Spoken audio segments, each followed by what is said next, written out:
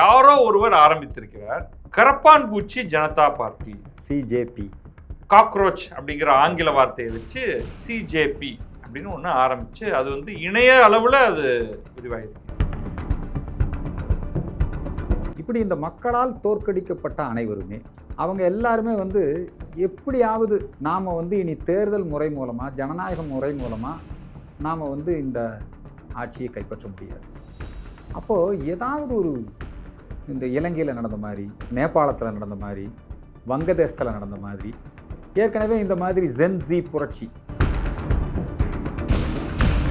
எப்பவுமே அரசுக்கு எதிரான, நம்முடைய பாரத பிரதமர் நரேந்திர மோடிக்கு எதிரான, இந்தியாவிற்கு எதிரான வெறுப்பு பிரச்சாரங்களை செய்வதில் அவங்க வந்து முன்னணியில் இருந்தவர் தான் இந்த அபிஜித். ஆனால் உலக அளவில் ஒரு பெரும் திட்டம் ஒன்று தீட்டப்படுது. அதில் பல பேர் அதில் வந்து சம்மந்தப்பட்டிருக்காங்க. இந்தியாவுக்கு வெளியில், இந்தியாவில் உள்ளிருக்கக்கூடிய சக்திகள் அவர்களுக்கு துணை போகிறார்கள். நீங்கள் நம்புறீங்களா? ஏற்கனவே பல முறை நிரூபிக்கப்பட்டிருக்கிறது. அதுவும் சமீபத்தில் மேற்கு வங்கத்தில் நாம் பெற்ற வெற்றி ஆச்சுங்களா, கேரளத்தில் கம்யூனிஸ்டுடைய தோல்வி, அஸ்ஸாமில் பிஜேபியினுடைய வெற்றி, தொடர்ந்து பாண்டிச்சேரியில் தேசிய ஜனநாயக கூட்டணியுடைய ஆட்சி, இங்கே திமுக தோற்கடிக்கப்பட்டது. இப்போ இதெல்லாமே ஆம் ஆத்மி இவங்க எல்லாரும் சேர்ந்து தான் காக்ரோச் ஜனதா பார்ட்டி. இதில் 60% பேர் யாருன்னா அமெரிக்காவில் இருக்கிறவன் அதில் பின்தொடர்போனா இருக்கான். அந்த சமூக ஊடகத்தை பின்தொடர்பவர் அந்த சிஜேபியினுடைய ஃபாலோயராக இருக்கிறான். அதே மாதிரி வங்காளதேசத்தை சார்ந்து அவங்க பெருவாரியாக இருக்கிறாங்க. பாகிஸ்தானை சார்ந்தவர்கள் பெருவாரியாக இருக்காங்க. இந்தியாவை சார்ந்த இளைய தலைமுறை வெறும் 9% தான். உள்ளூர் காக்ரோச் இருக்காங்க இல்லையா, காக்ரோச் பார்ட்டி ஆதரவாளர்கள் யார் யாரு, நம்ம ஜோதிமணி, கனிமொழி, இவங்கெல்லாம் தான் ஏதோ ஒரு செய்தியை சொல்ல வருகிறார்கள். இலங்கையில் நடந்த மாதிரி இங்கேயும் நடக்க போகுது. இல்லை, அதுதான் இவங்களுடைய ஆசையே. அவங்களுடைய ஆசை தான். நரேந்திர மோடி ஒன்றும் நக்சலைட் கிடையாது. பதிலுக்கு அவங்கள துப்பாக்கியால் சுட்டு தகராறு பண்ணி, இந்தியா ஒரு ஜனநாயக நாடு, அதனால அந்த சட்டத்தை நிறுத்தி வைக்கிறாங்க. கொஞ்சம் பின்வாங்கினாங்க, அவ்வளவுதான். ஆனாலும் அந்த திட்டங்களை வெவ்வேறு வடிவத்திலே இன்றைக்கு செயல்படுத்தி கொண்டு தான் இருக்கிறார்கள். விவசாயிக்கு நல்ல விலை கிடைக்கணும். பிஜேபியினுடைய ஃபாலோயர்ஸை விட அதிகமான ஃபாலோயர்ஸ் சிஜேபிக்கு வந்துட்டாங்க. அவங்க எல்லாருமே ஆட்சியை பிடிக்கலாமா, மக்களுக்கு எதிரான, அதாவது மக்களுக்கு விரோதமான மோடி ஆட்சியில் இருக்கிறாரு, மக்கள் கருத்து வேறையா இருக்குது. இப்போ நடந்து கொண்டு இருக்கக்கூடிய இந்த கரப்பாம்பூச்சி மக்கள் கட்சி, கரப்பாம்பூச்சி ஒழிக்கப்பட வேண்டும். ஹிட் அடிக்கிறதா ஒரே வழி. அதுதான் நம்முடைய வேலை. அந்த வேலையை நம்ம மக்கள் மத்தியில் செய்யணும்.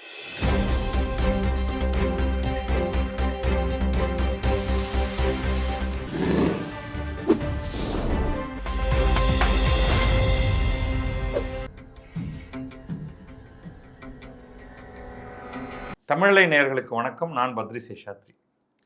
இன்று நம்ம அரங்கிற்கு வந்திருப்பவர் திரு அர்ஜுன் சம்பத் அவர்கள். அவரை வரவேற்போம். வணக்கம் சார். தமிழலை நேயர்கள் அனைவருக்கும் என்னுடைய அன்பார்ந்த வணக்கங்கள், வாழ்த்துக்கள். தமிழகத்தில் நிறைய விஷயங்கள் நடந்துகிட்டு இருக்கு, அதை பற்றி கூட நம்ம பிறகு பேசலாம். ஆனால் நம்ம ரொம்ப முக்கியமாக பேச வேண்டியது, இந்திய அளவில் ஒரு புது முயற்சியாக, நான் முயற்சிங்கிறத வந்து மேற்கோள் குறிக்குள்ள சொல்றேன், தெரியுது, புது முயற்சியாக ஒன்று யாரோ ஒருவர் ஆரம்பித்திருக்கிறார். கரப்பான் பூச்சி ஜனதா பார்ட்டி, சிஜேபி. காக்ரோச் அப்படிங்கிற ஆங்கில வார்த்தையை வச்சு சிஜேபி அப்படின்னு ஒன்று ஆரம்பிச்சு அது வந்து இணைய அளவில் அது விரிவாயிருக்கு. இது குறித்து பேசணுமா அப்படின்னு ஒரு பக்கம் தோணுது. இன்னொரு பக்கம் இதில் வந்து ஒரு ஆழ்ந்த விஷமத்தனம் எங்கேயோ இருக்கிற மாதிரி தெரியுது. நீங்கள் முதல்ல இதை எப்படி, இந்த மாதிரி ஒரு விஷயம் வெளியில் பேசப்படும் பொழுது நீங்கள் இதை எப்படி பார்த்தீங்க? நம்முடைய பாரத நாடு மிகப்பெரிய ஜனநாயக நாடு. இந்த ஜனநாயக நாட்டினுடைய தேர்தல் முறைகள், மக்களால் தோற்கடிக்கப்பட்ட தலைவர்கள், இப்போ உதாரணத்துக்கு காங்கிரஸ் கட்சி கடந்த 3 தசாப்தங்களாக அல்லது 2014 பாரத பிரதமர் நரேந்திர மோடிக்கு பிறகு காங்கிரஸ் கட்சியினுடைய தலைவராக பொறுப்பெடுத்து கொண்ட ராகுல் சந்தித்த தேர்தல்களில் அனைத்திலுமே அவர் தோல்விதான். அவர் வந்து ஓரளவுக்கு எப்படி சொல்லுவாங்கன்னா, அவரை வந்து தேர்தல் பிரச்சாரத்துக்கு அனுப்பினாலே பாரதிய ஜனதா கட்சியினுடைய வெற்றி உறுதி செய்யப்படும், பிஜேபியினுடைய நட்சத்திர பிரச்சாரகர் என்றெல்லாம் சொல்லுவாங்க. சரி. ஸோ மக்களால் புறக்கணிக்கப்பட்ட ஒரு கட்சி. காங்கிரஸ் முக்தி பாரத் என்று சொன்னார்கள், இன்றைக்கு கம்யூனிஸ்ட் முக்தி பாரத்தும் உருவாகியிருக்கிறது. இப்போ சமீபத்தில் கேரள மாநிலத்திலே கம்யூனிஸ்ட் கட்சியும் தோல்வியை தழுவி இருக்கிறது. அதே போல் ஆம் ஆத்மி கட்சி தேர்தல் மக்களால் இன்றைக்கு அவர்கள் தோற்கடிக்கப்பட்டிருக்கிறார்கள். மம்தா பானர்ஜி திரிணாமுல் காங்கிரஸ் கட்சி, மு.க. ஸ்டாலின் அவர்கள் தலைமையிலான திராவிட முன்னேற்ற கழகம். இப்படி இந்த மக்களால் தோற்கடிக்கப்பட்ட அனைவருமே அவங்க எல்லாருமே எப்படியாவது நாம் இனி தேர்தல் முறை மூலமாக, ஜனநாயக முறை மூலமாக நாம் இந்த ஆட்சியை கைப்பற்ற முடியாது. அப்போது ஏதாவது ஒரு இந்த இலங்கையில் நடந்த மாதிரி, நேபாளத்தில் நடந்த மாதிரி, வங்கதேசத்தில் நடந்த மாதிரி, ஏற்கனவே இந்த மாதிரி ஜென்ஸி புரட்சி, மாணவர்களை தூண்டிவிட்டு புரட்சி செய்வது, இதெல்லாம் நடந்து கொண்டு தான் இருக்கிறது. இப்போ இந்த காக்ரோச் ஜனதா பார்ட்டியை ஆன்லைனில் துவக்கியவர் யாருன்னு பார்த்தீங்கன்னா, மராட்டிய மாநிலத்தை பூர்வீகமாக கொண்டவர் அபிஜித். அவர் ஏற்கனவே ஆம் ஆத்மி கட்சியினுடைய பிரச்சார பிரிவு செயலாளராக செயல்பட்டவர். இன்னும் சொல்லப்போனால் நம்முடைய அரவிந்த் கெஜ்ரிவால் அவர்களுக்கு அவருடைய முதலமைச்சர் அலுவலகத்திலேயே செயலாளராக இருந்து செயல்பட்டவர். நம்முடைய பாரத நாட்டிலே நடைபெற்ற பல்வேறு விதமான போராட்டங்கள், விவசாயிகள் அவங்களுக்கான போராட்டம், அதே மாதிரி இந்த சேவ் சிரியா இது மாதிரியான போராட்டங்கள், ஜஸ்டிஸ் ஃபார் ஆசிபா, அப்புறம் இந்த குடியுரிமை சட்டத்தை எதிர்த்து நடைபெற்ற போராட்டங்கள், இதன் பின்னணியில் எல்லாம் இவர் இருந்திருக்கார். எப்பவுமே அரசுக்கு எதிரான, நம்முடைய பாரத பிரதமர் நரேந்திர மோடிக்கு எதிரான, இந்தியாவிற்கு எதிரான வெறுப்பு பிரச்சாரங்களை செய்வதிலே அவங்க முன்னணியில் இருந்தவர் தான் இந்த அபிஜித். அவர் இதை ஒரு வாய்ப்பாக எடுத்துக்கிட்டார். எப்படின்னா, நம்முடைய மாண்பமை உச்ச நீதிமன்ற தலைமை நீதிபதி சூரியகாந்த் அவர்கள் ஒரு பொதுநல வழக்கு, அந்த வழக்கு எப்படிப்பட்ட வழக்குன்னா, ஒருத்தர் என்னை சீனியர் அட்வொகேட்டாக டிக்ளேர் பண்ணுங்க அப்படின்னு ஒரு வழக்கு தாக்கல் செய்கிறார். அந்த வழக்கின் மீதான அந்த கருத்தை தெரிவிக்கிற பொழுது அவர் பொதுவாக சொல்லுகிறார், இப்போ நீதித்துறையின் மீதான தாக்குதல்கள் அதிகரித்து விட்டது, இதனுடைய மாண்பை குறைக்கக்கூடிய வகையிலே, நம்முடைய நீதித்துறையை விமர்சிக்கக்கூடிய வகையிலே இந்த ஜென்ஸி தலைமுறையினர் என்று சொல்லிக்கொண்டு, குறிப்பாக வேலைவாய்ப்பு இல்லாத இவர்கள், அவங்க தங்களை ஒரு சோஷியல் ஆக்டிவிஸ்ட், நாங்கள் சமூக ஆர்வலர்கள், நாங்கள் தகவல் அறியும் உரிமை சட்ட போராளிகள், இப்படியெல்லாம் சொல்லிக்கொண்டு அவர்கள் இப்படி நீதித்துறையினுடைய மாண்பை சீர்குலைக்கக்கூடிய வகையில் செயல்பட்டு வருகிறார்கள். இவர்களெல்லாம் கரப்பான் பூச்சி போன்றவர்கள் அப்படின்னு அவர் ஒரு கருத்து, அது ஒன்றும் தீர்ப்பு கிடையாது. ஒட்டுண்ணிகள், பாரசைட்ஸ் இதெல்லாம் அவர் சொல்றாரு. உடனே இவங்களுக்கு எந்த அளவுக்கு உலக அளவில் இந்த கட்டமைப்பு இருக்கு பாருங்க. இங்கே ஒரே ஒரு நிமிஷம், நீங்கள் இந்த சதி கோட்பாட்டை நீங்கள் நம்புறீங்களா? உலக அளவில் இந்தியாவை ஒழிச்சிடணும் அப்படின்னு, இந்தியாவுக்குள்ள ஆளும் கட்சிக்கு எதிரான கட்சி நம்ம எல்லாருமே அதை ஏற்றுக்கிறோம்.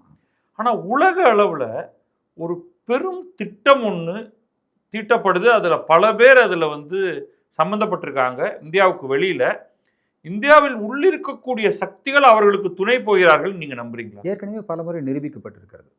கொஞ்சம் சொல்லுங்களேன். ஜார்ஜ் சோரஸ் போன்றவர்கள் அவங்களுடைய நிறுவனங்கள் மூலமாக இந்தியாவினுடைய வளர்ச்சிக்கு எதிராக, இப்போ இந்தியாவுக்கு மின்சக்தி தேவை இல்லையா? மின் உற்பத்தியில் நம்ம தன்னிறைவு அடையணும். ஆமாம். கூடங்குளம் அணுமின் நிலையம், அதில் அணு மின்சாரம் உற்பத்தி, ரஷ்யாவோடு ஒப்பந்தம், அந்த தொழில்நுட்பத்தின் அடிப்படையில் உங்களுக்கு கூடங்குளம் அணுமின் நிலையம் இப்பொழுது இயங்கி கொண்டிருக்கிறது.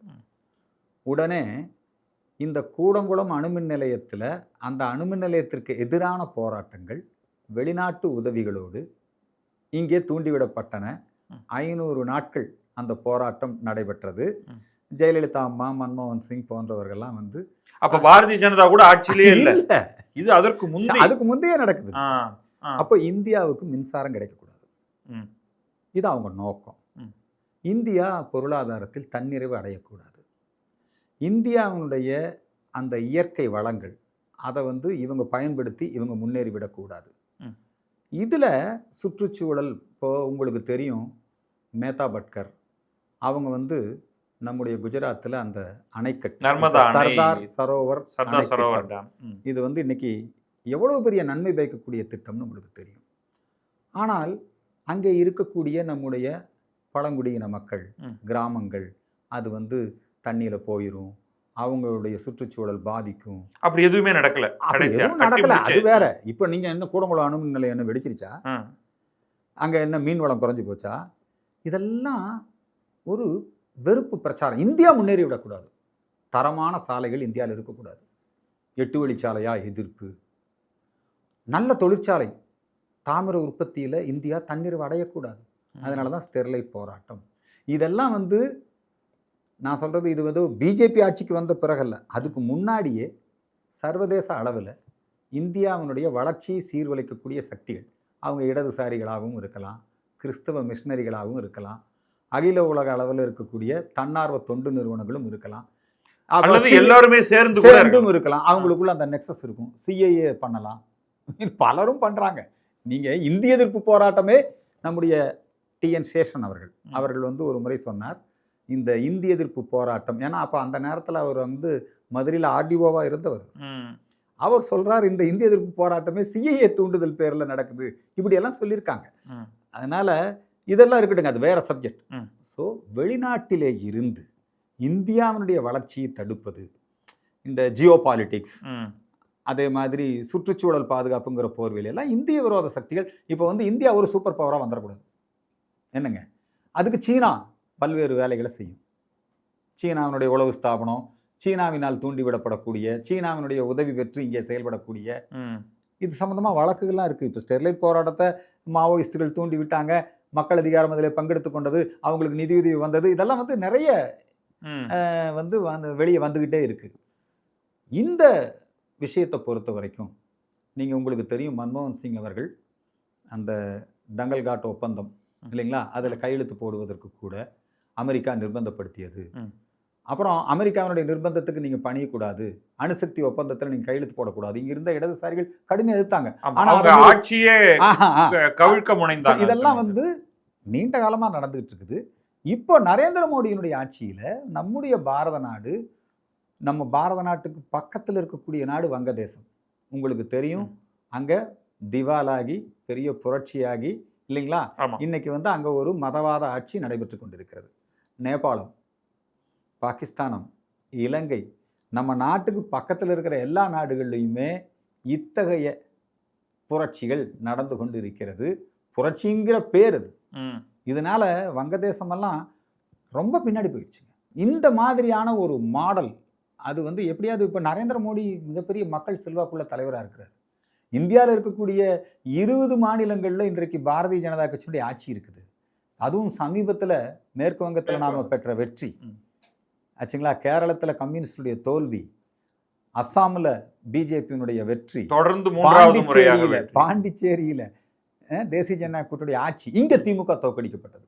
இப்போ இதெல்லாமே ஆம் ஆத்மி இவங்க எல்லாரும் சேர்ந்து தான் இந்த வெளிநாட்டிலிருந்து இந்த ஜார்ஜ் சோரஸ் அமெரிக்கா, இப்போ நீங்கள் இதை வந்து நான் பார்க்குறேன், இதை பார்க்கும்போது உள்ளே போய் பார்த்தா இது எப்படி ஒரே நாளில் இவ்வளோ வந்தது, 2 நாளில் எப்படி 4 நாளில் அதெல்லாம் போய் பார்த்தா இதில் யாரும் இந்தியர்கள் யாரும் பெரிய அளவில் ஃபாலோ பண்ணலைங்க.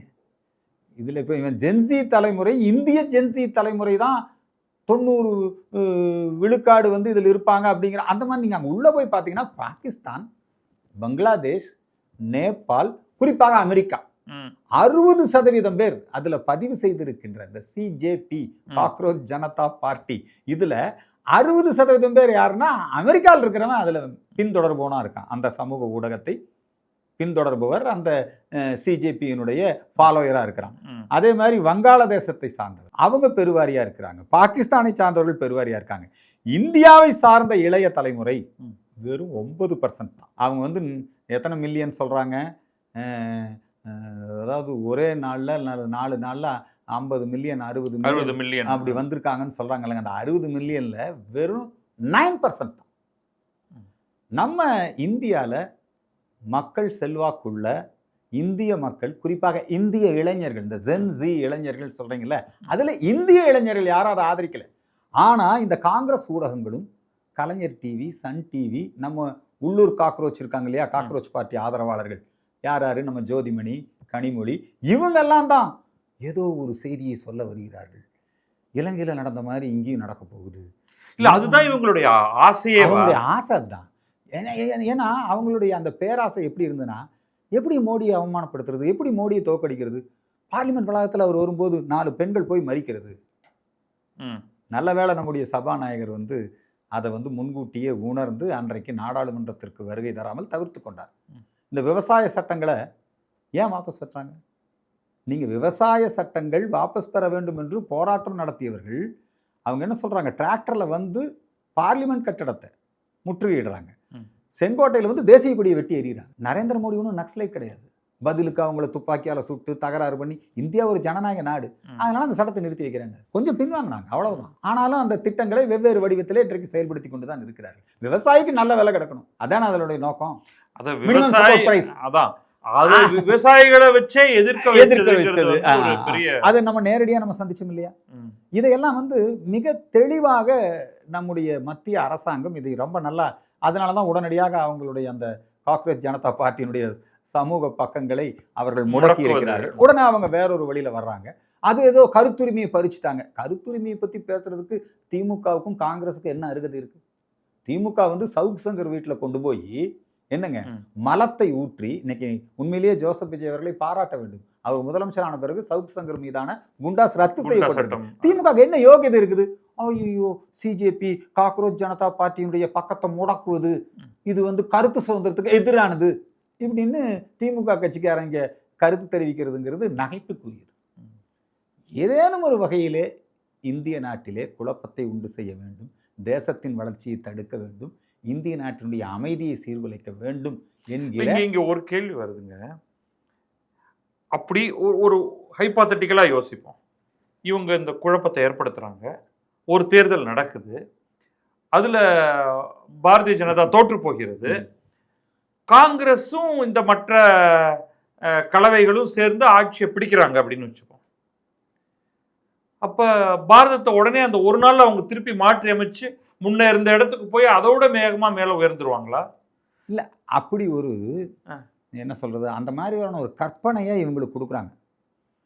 நாம வந்து இப்ப ஏதோ இந்தியாவில் வந்து இளைஞர்கள் வேலை வாய்ப்பு இல்லாமல் இருக்கிறாங்க. உண்மையில நீங்க பார்த்தீங்கன்னா இன்னைக்கு இந்தியாவில் வேலை வாய்ப்புகள் அதிகரித்திருக்கிறது. அமெரிக்கா வந்து நம் மீது விதித்த பொருளாதார தடை, இதையெல்லாம் நம்ம தாண்டி இன்னைக்கு வந்து நாம வந்து பெரிய அளவில் முன்னேறிக்கிட்டு இருக்கிறோம்.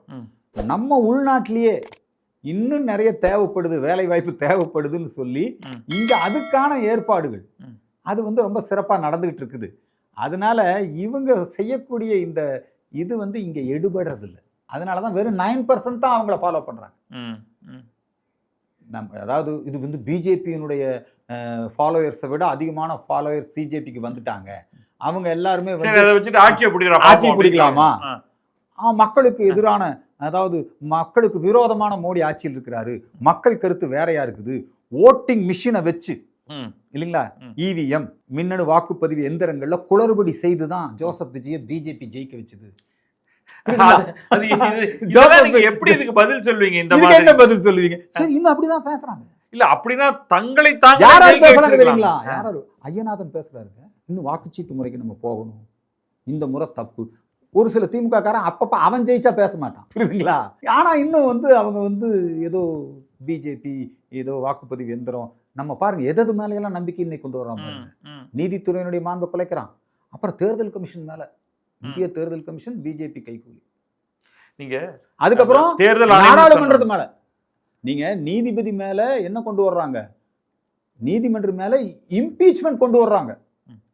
அதே மாதிரி சாமிநாதன் மேல நம்முடைய நாடாளுமன்ற சபாநாயகர் இருக்கார் இல்லைங்களா, நாடாளுமன்ற இம்பீச்மெண்ட் கொண்டு வர்றாங்க. இந்திய நாட்டினுடைய அரசியல் சாசனத்தை அவமதிக்கக்கூடிய வகையிலும் அந்த அரசியல் சாசன பதவிகளை களங்கப்படுத்தக்கூடிய வகையிலும் இன்றைக்கு இருக்கக்கூடிய இந்த திமுக அல்லது அதனுடைய கம்யூனிஸ்டுகள், இடதுசாரிகள், இவங்க வந்து இந்த இன்டர்நேஷனல் இந்த இவங்க இருக்காங்க இல்லைங்களா, இந்திய விரோதிகளோடு கைகோர்த்து கொண்டு செயல்படுகிறார்கள்.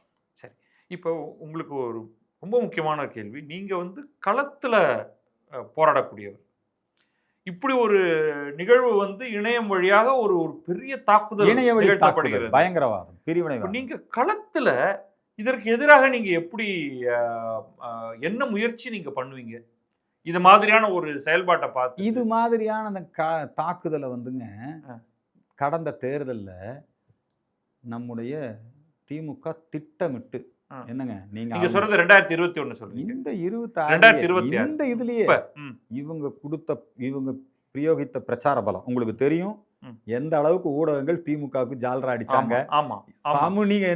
நீங்க இப்ப எல்லாரும் சொல்றாங்க குழந்தைகளை தூண்டி விட்டு ஜோசப் விஜய் வந்து என்னங்க இந்த இணையதளங்கள் மூலமா ரீல்ஸ் போட்டு நம்ம ஆட்சிக்கு அவரு ரொம்ப ஸ்டாலினே ரொம்ப வருத்தத்தில் இருக்கிறார். குழந்தைகளை தூண்டி விட்டு நீங்க பண்ணாததான் அவங்க பண்ணிட்டாங்க.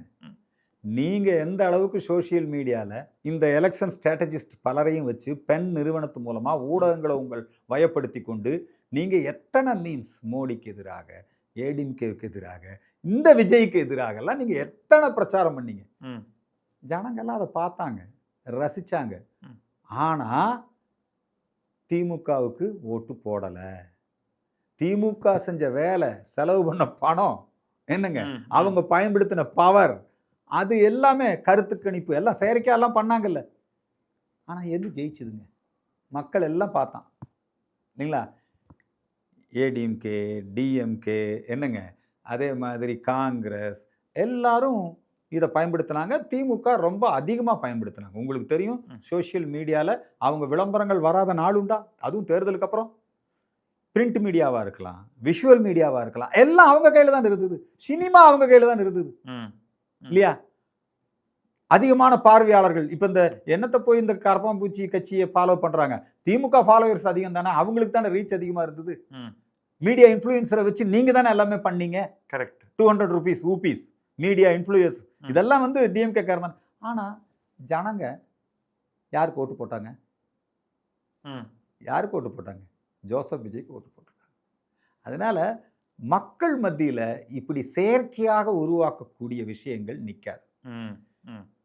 இப்போ வந்து ஜோசப் விஜய் அவங்க கட்சிக்காரங்க இப்படியெல்லாம் வந்து இன்ஃப்ளூயன்ஸ் பண்ணுறாங்க அவங்க வந்து அப்படின்னு சொல்லி இப்போ திமுக வந்து குறைபட்டுக்குது. இப்போ வந்து அதுவும் பிற்காலத்தில் முறியடிக்கப்படும். இந்த நம்ம இந்திய விரோத சக்திகள் நீங்கள் சொல்கிற மாதிரி ஆன்லைனில், டிஜிட்டலில், இணைய வழியில், சமூக ஊடகங்களில் இந்தியாவில் வெறும் 9% பேர் தான் அதை ஃபாலோ பண்ணியிருக்காங்க. அந்த 9% யாருன்னா இந்த காங்கிரஸ்காரனும் இந்த மக்களால் தோற்கடிக்கப்பட்ட இந்த சக்திகள் தான், பாகிஸ்தான் ஆதரவு சக்திகள், புரியுதுங்களா? இந்த இடதுசாரிகள் இவங்க தான் இந்த விஷயத்தில் இருக்கிறாங்க. அதனால இவங்களுக்கு நாம விழிப்புணர்வு ஏற்படுத்தக்கூடிய வேலையை நாம அதே மாதிரி நம்மகிட்டையும் சோசியல் மீடியா இருக்கு, புரியுதுங்களா? நம்மளும் நம்மளால முடிஞ்ச அளவுக்கு எப்பவுமே உண்மை வெல்லும். சத்தியம் சத்தியமேவ ஜெயத்தை, அதான இந்தியா. அது நிச்சயமா ஜெயிக்கும். நாம அந்த பணியை விடாம செய்யணும். இல்லைன்னா அவங்க சொல்றதுதான் கோயாப்பல்ஸ் தேரி தான் திரும்ப திரும்ப சொல்லிட்டே இருந்தாங்கன்னா அது டாக்குமெண்ட் ஆயிடும். அதுக்காகத்தான் இப்போ நாம வந்து இதுக்கு பதிலடி ரொம்ப நல்லா பிஜேபியிலிருந்து ஒரு வீடியோ போட்டிருக்காங்க. காக்ரோச் ஜனதா பார்ட்டி அப்படின்னு சொல்லி பேசுறாங்க. ஒரு சின்ன பையன் வந்து ஒரு ஹிட் அடிக்கிறான், உடனே அவர் வந்து இவரா மாறிடுறாரு. யாருங்க? கெஜ்ரிவாலா மாறிடுறாரு. இது மாதிரி நம்மளும் நம்முடைய மக்கள் மத்தியில் இந்த விழிப்புணர்வை ஏற்படுத்த வேண்டும். இது ரொம்ப ஒரு புயல் போல நம்மளை தாக்குகிறார்கள். ஆச்சுங்களா? அதனால இந்த விஷயத்தில் நம்ம ஜாக்கிரதையாக இருக்கணும். எப்பவும் போல நாம வந்து இல்லை இந்தியா வந்து ஒன்றும் பண்ண முடியாது அப்படியெல்லாம் இல்லை. இல்லை, அதில் நீங்கள் அந்த ஒட்டுமொத்தமாக பார்க்கும் பொழுது சில இடங்களில் இது ஏன் சக்ஸஸ்ஃபுல் ஆச்சு, இங்கே ஏன் அது அடி வாங்குவோம் அப்படிங்கிறதுக்கு நான் 1-2 சொல்கிறேன், நீங்கள் அதை எக்ஸ்பேண்ட் பண்ணுங்க. இப்போ வங்கதேசத்தை எடுத்துப்போம். அங்கே வந்து ஷேக் ஹசீனா அவங்க தலைமையிலான ஆட்சி இருந்தது. 3 முறை இருந்ததுங்க. ஜனநாயக முறைப்படி அவங்க தேர்ந்தெடுக்கப்பட்டாங்க. ஜனநாயக முறைப்படி தேர்ந்தெடுக்கப்பட்டாலும் அவர்கள் என்ன பண்ணியிருந்தாங்கன்னா எதிர்கட்சிகள் இயங்க விடாம கொஞ்சம் வேலைகள் பண்ணிட்டாங்க. இன்னொன்று வந்து அங்கே இஸ்லாமிய பயங்கரவாதம் தொடர்ச்சியாக தலை தூக்கி கொண்டு மதவாதிகளை அதை கண்ட்ரோல் பண்ண விட்டுட்டாங்க. அதோடைய விளைவு என்னாச்சுன்னா, முதல்ல அது வந்து இளைஞர்கள் தான் போராட்டத்துக்கு வந்தாங்க. அது யாரால உந்தப்பட்டு வந்தாங்க அப்படின்னா வச்சுக்கலாம். உடனடியாக இந்த இஸ்லாமிய பயங்கரவாதிகள் வந்து உள்ள இறங்கி கையில் எடுத்துக்கிட்டாங்க.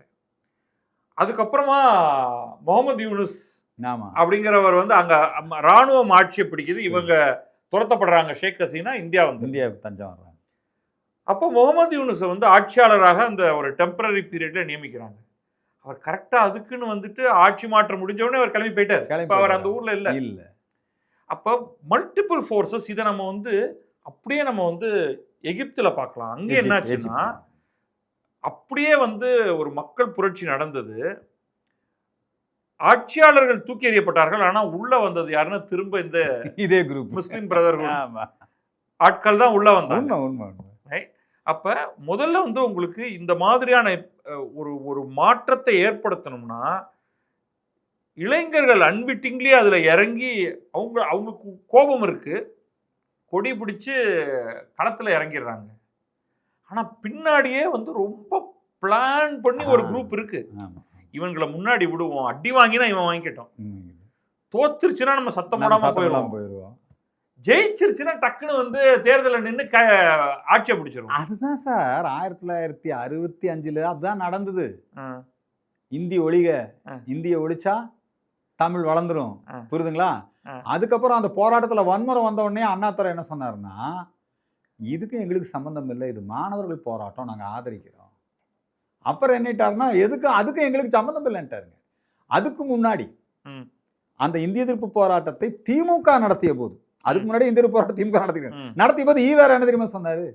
4 பேர்த்த சுற்றுந்தா சரியா இருந்திருக்கும், காலி பயலுகன்னு. புரியுதுங்களா? இப்ப நீங்க சொல்லக்கூடிய வங்கதேசத்திலும் எஜிப்திலும் அல்லது இலங்கையிலும் என்னங்க அல்லது பாகிஸ்தானிலும் இந்த நேரத்துல இந்த இடதுசாரிகளும் இஸ்லாமிய மத பயங்கரவாதிகளும் ஒன்று சேர்ந்துக்குவோம். மற்ற நேரத்தில் பார்த்தீங்கன்னா இப்போ ரஷ்யா சீனாலாம் இருக்கல்லங்க, அவங்கெல்லாம் இஸ்லாமிய மத அந்த பயங்கரவாதத்தை, ஏன் இஸ்லாமிய மதத்தையே தடை செய்திருக்கிறார்கள். சீனால எல்லாம் ரஷ்யால எல்லாம் உய்குர் முஸ்லீம்கள் எல்லாம் கொண்டு கேம்ப்ல வச்சிருக்கிறான். ஆனா அவன் பார்த்தீங்கன்னா பாகிஸ்தான் முஸ்லீம்களை ஆதரிப்பான், மத அடிப்படைவாத அமைப்புகளை ஆதரிப்பான். ஏன்னா 2 பேர்த்துக்கும் சேர்ந்து இந்தியா ஒழியணும். இப்ப இந்திய எதிர்ப்பு இந்திய வளர்ச்சியை தடுக்கிறது, இந்தியாவில் நிம்மதியை சீர்குலைக்கணும், ஜனநாயகத்தை சீர்குலைக்கணும். அதுக்கு இந்த எல்லா சக்திகளும் எல்லாம் சேர்ந்து செயல்படும். இந்த விஷயம் வந்து நீங்க வந்து அந்த நாட்டில் எப்படின்னா, அந்த நாடெல்லாம் மிகப்பெரிய அளவில் அந்த நாட்டினுடைய மக்கள் இருக்காங்க இல்லைங்களா, அவங்க எல்லாம் வந்து ஒரு தர்மத்தின் அடிப்படையில் ஒருங்கிணைக்கப்பட்டவர்களாக இல்லை. மதத்தின் அடிப்படையில் புத்த தேசமா இலங்கை இருக்குது, மதத்தின் அடிப்படையில் வங்கதேசம் இஸ்லாமிய நாடா இருக்குது. நீங்க நேபாளம் எடுத்துக்கிட்டீங்கன்னு வச்சுங்க, அது கம்யூனிஸ்ட் நாடா ஹிந்து நாடா, அந்த பிரச்சனை இன்னும் இருந்துகிட்டே இருக்குது. இது பாகிஸ்தான் ஒரு முஸ்லீம் நாடாவே ஆயிடுச்சு. இந்த இடங்கள்லாம் இதெல்லாம் இந்தியாவுடைய பார்டர்ல எல்லையில் இருக்குது. இந்த இடத்துல எல்லாமே இந்தியாவை முறியடிக்கணும், இந்தியாவை எதிர்க்கணும், இந்தியாவுடைய வளர்ச்சியை தடுக்கணும் அப்படிங்கிற ஒரு எண்ணம் தான் அங்கெல்லாம் அரசியலா இருக்குது. அந்த வெறுப்பின் அடிப்படையில் அந்த புரட்சி வந்ததுனால அங்க இருக்கிற மக்களுக்கு எந்த நன்மையும் இல்லை. இன்னும் சொல்ல போனா அவங்க இந்தியாவோட நட்பு பாராட்டி இந்தியாவை அனுசரிச்சு, இப்ப பூட்டான் இருக்கு இல்லைங்களா, பூட்டான் வந்து ஒரு தனி நிர்வாகமா இருந்தாலும் இந்தியா, ஆமா, இந்தியாவுடைய பாதுகாப்பின் கீழே இருக்கு. இலங்கையும் அப்படித்தான் இருக்க வேண்டும். இன்னொரு எக்ஸாம்பிள் சொல்ல நீங்க சொல்லும் பொழுது மாலத்தீவுகள் வந்து இந்தியாவை மிக கடுமையாக எதிர்க்கிற ஆட்கள் வந்தாங்க. அப்புறம் அவங்க வந்து சீனாட்டேந்து நமக்கு ஹெல்ப் வந்துரும் நினைச்சாங்க. எப்படி முடியும்? நடக்கல. அப்புறம் கடைசியா நீ கம்ப்ளீட்டா இந்தியா தெரிஞ்சுக்க, மாலத்தீவை பிளாட்னு ஒரு சின்ன போராளி குழுங்க இலங்கையில இருந்து வந்த அந்த பிளாட் போராளி குழு போய் அந்த மாலத்தீவை பிடிச்சிட்டான். இந்தியா போகலன்னு வச்சுக்கோங்க. ஆமா, இந்த மாலத்தீவு இதெல்லாம் வந்து நம்மளோட இருக்கிறது தான். இதை வந்து எப்படியாவது மாலத்தீவை நம்ம கிட்ட இருந்து பிரிக்கணும், எப்படியாவது வங்கதேசத்தை எப்பவுமே இந்தியாவுக்கு எதிராக வச்சுக்கணும் இப்படின்னு சீனா நினைச்சுக்கிட்டு தான் இருக்கும், அந்த வேலையை செஞ்சுக்கிட்டு தான் இருக்கும். அமெரிக்கா நினைச்சுக்கிட்டு தான் இருக்கும், அந்த வேலையை செஞ்சுக்கிட்டு தான் இருக்கும். மத அடிப்படையில் அவங்கள தூண்டி விடலாம். இடதுசாரியான சீனா இருக்காங்க இல்லையா, அவங்க மாவோயிசம், நக்சல் பயங்கரவாதம். இப்போ பாருங்க, இந்தியா முழுக்க அமித்ஷா அவர்கள் எடுத்த முயற்சியின் காரணமாக சிவப்பு தீவிரவாதம், ரெட் காரிடார் முழுமையாக ஒழிக்கப்பட்டிருக்கு. ஆமா, அங்க பல பகுதி அந்த நக்சல்ங்கிற தொகுதி, இந்த மேற்கு வங்க தேர்தல்ல நக்சல்ங்கிற தொகுதியில அந்த இடத்துல பிஜேபி ஜெயிச்சிருக்குது. சோ இந்தியா முழுக்க நக்சலிசம், வன்முறை, அது வந்து முழுக்க வந்து ஒழித்து கட்டப்பட்டிருக்கிறது. இன்னும் வந்து நாம